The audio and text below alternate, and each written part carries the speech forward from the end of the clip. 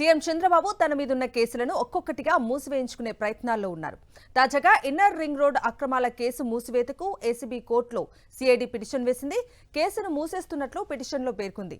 Inner ring రోడ్లో అక్రమాలకు పాల్పడ్డారంటూ చంద్రబాబు, నారాయణలపై మాజీ ఎమ్మెల్యే ఆళ్ల రామకృష్ణారెడ్డి ఫిర్యాదు చేశారు.